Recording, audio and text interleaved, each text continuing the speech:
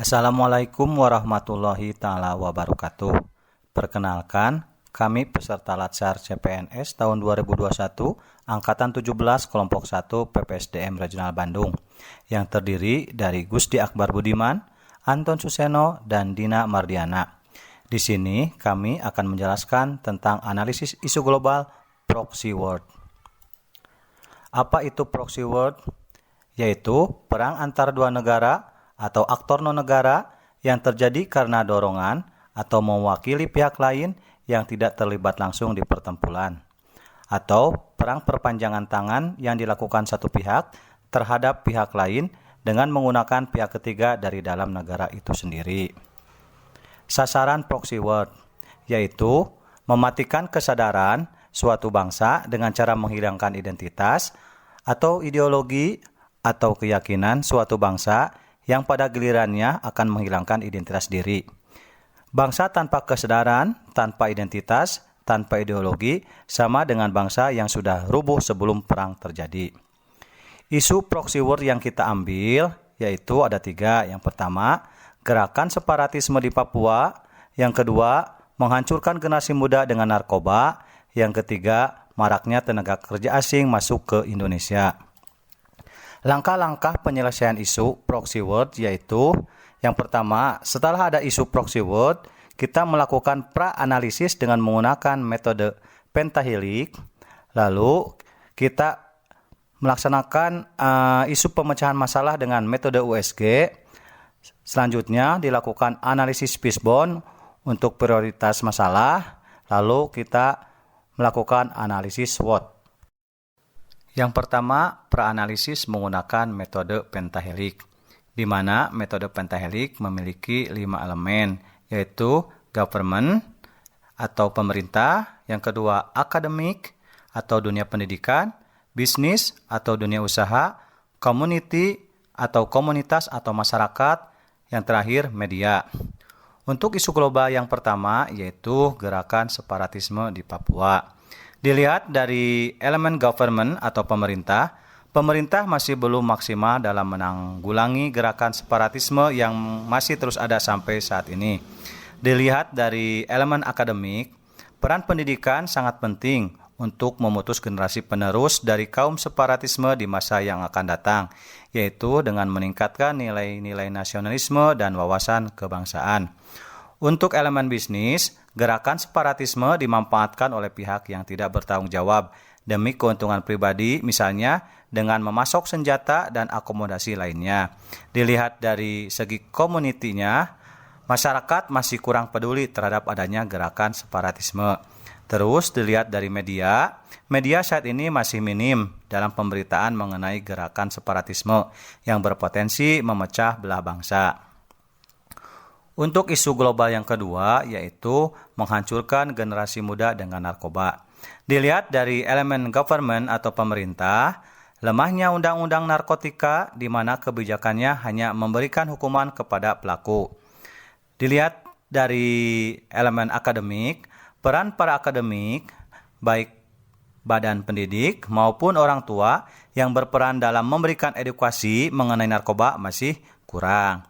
Selanjutnya dilihat dari sisi bisnis, keuntungan dari bisnis narkoba yang menggiurkan, di mana dulu Indonesia hanya sebagai tempat lalu lintas perdagangan narkoba, lambat laun berubah menjadi tempat menghasilkan narkoba.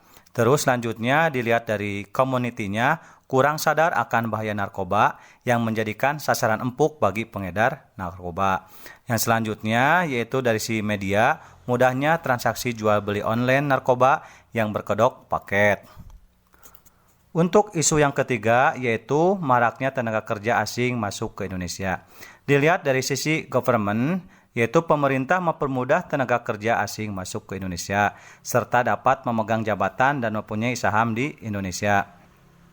Dilihat dari sisi akademik, kurangnya pengaruh dan kekuatan akademisi dalam membuka pandangan masyarakat. Dilihat dari sisi bisnis, banyaknya dukungan para pemodal kepada pemerintah agar meluncurkan dan mempermudah tenaga kerja asing masuk ke Indonesia. Terus selanjutnya dari segi community, banyaknya LSM yang dapat diintervensi oleh pihak yang mempunyai kepentingan demi mempengaruhi pandangan organisasi atau lembaga tersebut. Dilihat dari elemen media, yaitu tertutupnya media yang dapat memberitakan kejadian tersebut karena pengendalian informasi berita yang diberikan kepada masyarakat oleh orang yang mempunyai kepentingan. Sekarang lanjut ke analisis pemecahan isu dengan menggunakan metode USG. Metode USG ini adalah salah satu dari banyak metode yang dapat digunakan guna mencari prioritas masalah dari beberapa masalah yang muncul yang akan selanjutnya dilakukan tindak lanjut. Kriteria ini terdiri dari 3 penilaian. Yang pertama adalah urgensi. Urgensi merupakan seberapa mendesak suatu isu harus dibahas, dianalisis, dan ditindaklanjuti. Yang kedua, seriousness. Seriousness merupakan seberapa serius suatu isu harus dibahas, dikaitkan dengan akibat yang akan ditimbulkan, dan yang terakhir yaitu growth. Seberapa besar kemungkinan memburuknya isu tersebut jika tidak ditangani segera. Dilihat dari ketiga isu yang sudah dimunculkan, yang pertama adalah gerakan separatisme di Papua. Keurgensian isu ini diberi angka 4 yang berarti mendesak atau gawat dan dampak. Keseriusannya diberi angka 4 juga, dan growth-nya diberi angka 3 yang berarti cukup mendesak atau gawat dan dampak. Sehingga isu ini mempunyai total angka 11. Isu kedua mengenai menghancurkan generasi muda dengan narkoba. Keurgensian isu ini diberi angka 4. Untuk keseriusan isu ini diberi angka 4 juga, dan growth-nya diberi angka 4. Sehingga isu ini mempunyai total angka 12. Isu yang terakhir mengenai maraknya tenaga kerja asing masuk ke Indonesia. Keurgensian isu ini diberi angka 5, yang berarti isu ini sangat mendesak atau gawat dan dampak. Keseriusannya diberi angka 4 dan growth-nya diberi angka 4. Sehingga isu ini mempunyai total angka 13. Setelah dilakukan analisis pemecahan isu dari ketiga isu tersebut menggunakan metode USG, didapatkanlah prioritas masalah yang akan ditindaklanjuti selanjutnya, yaitu isu mengenai maraknya tenaga kerja asing masuk ke Indonesia. Tindak lanjutnya adalah pembuatan diagram fishbone. Pendekatan fishbone diagram berupaya memahami persoalan dengan memetakan isu berdasarkan cabang-cabang terkait. Namun demikian, fishbone diagram atau diagram tulang ikan ini lebih menekankan pada hubungan sebab akibat. Fishbone diagram akan mengidentifikasi berbagai sebab potensial dari satu efek atau masalah dan menganalisis masalah tersebut melalui sesi brainstorming. Isu yang sudah menjadi prioritas yaitu mengenai maraknya tenaga kerja asing masuk ke Indonesia akan dicari tahu masalahnya melalui hubungan sebab dan akibat. Dari ruang lingkup surrounding, lingkungan masalahnya adalah pengawasan terhadap TKA yang belum optimal dan lapangan kerja untuk tenaga kerja lokal yang masih kurang. Dari ruang lingkup sistem, masalahnya adalah sistem kebijakan yang longgar dan politisasi kebijakan oleh oknum-oknum terkait. Dari ruang lingkup skill adalah tingkat pendidikan tenaga kerja lokal yang masih rendah, serta keahlian tenaga kerja yang kurang.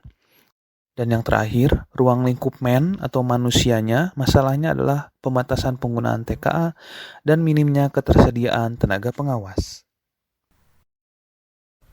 Alternatif pemecahan masalah menggunakan analisis SWOT. S itu strength, artinya kekuatan. 1. Adanya peraturan yang lebih selektif mengatur persyaratan untuk menjadi tenaga kerja asing dalam bidang tertentu. 2. Adanya pembatasan penggunaan tenaga kerja asing dengan memprioritaskan SDM Indonesia dalam bidang tertentu. W itu weakness, artinya kelemahan. 1. Kualitas SDM yang belum mumpuni dalam bidang tertentu menjadikan tenaga kerja asing diperlukan untuk masuk ke Indonesia. 2. Lapangan kerja yang semakin sempit, sehingga para tenaga kerja Indonesia yang belum mumpuni belum bisa bekerja dalam bidang yang diperlukan. O. Opportunities, artinya peluang. 1. Adanya peningkatan kualitas SDM di seluruh wilayah Indonesia. T. Threat, artinya hambatan. 1. adanya pihak-pihak yang mendukung dan mencari keuntungan sehingga tenaga kerja asing mudah masuk ke Indonesia. 2. Media yang belum memberikan informasi sepenuhnya kepada masyarakat tentang masuknya tenaga kerja asing ke Indonesia. Demikian penjelasan dari kami. Semoga informasi yang kami sampaikan bermanfaat. Maaf apabila ada kesalahan. Terima kasih atas perhatiannya. Wassalamualaikum warahmatullahi wabarakatuh.